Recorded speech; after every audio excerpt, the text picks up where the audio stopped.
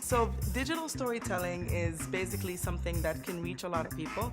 It's designed in a way that can connect with people emotionally, psychologically, and kind of relate to them in their perspectives, in their history, and generally in their life. So the way that they're designed are humanely kind of diverse and universal, and that makes it easy for you to send it to someone or to share it with someone who isn't from the context that you're writing about.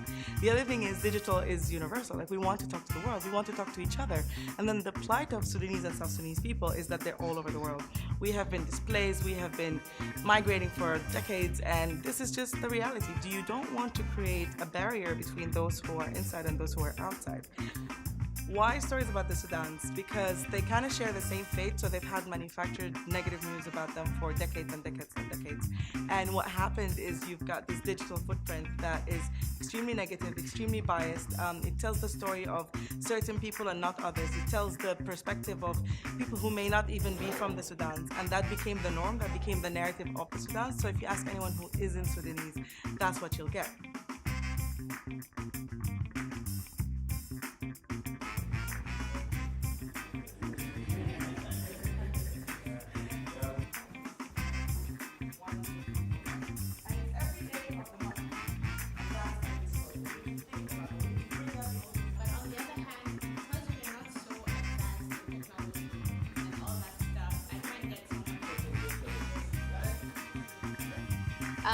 South Sudan is, as I said, very fragile right now, and we need to be able to tell stories that really reflect us, the people of South Sudan, and the nation that is South Sudan.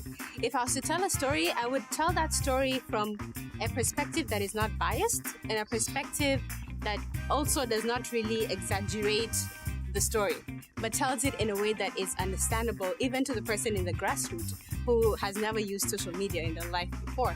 Because I need to put myself in every South Sudanese girl's shoe and every South Sudanese in general, because in a way of telling a South Sudanese story, I'm telling everyone's story.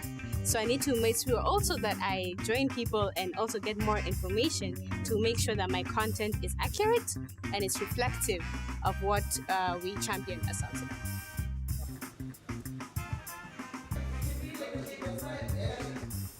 Before you write something, usually there's that very thing that triggers you.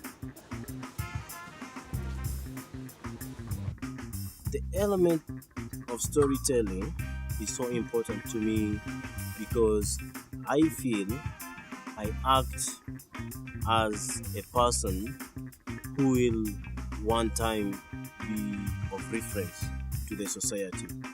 My message to the South Sudanese people is that when we tell our stories, then the world get to know exactly who we are. Because right now, I believe people don't know who exactly we are because it's other people who are telling our stories. But when we get to tell our stories, then the world exactly gets to know who we are. I'd like to say to my fellow artists and my fellow engineers and fellow doctors in the making, get out there and express yourself and take out your talents. I would definitely also like to say to our elders, for example, they need to create more room to nurture these talents. I'm grateful for things like the Corbandi Salon, but it's not really a space where I feel many young people have access to. So we need to have more capacity. We need to have more institutions that will allow fellow South Sudanese to nurture their talents and be able to not only succeed in South Sudan, but also out there internationally.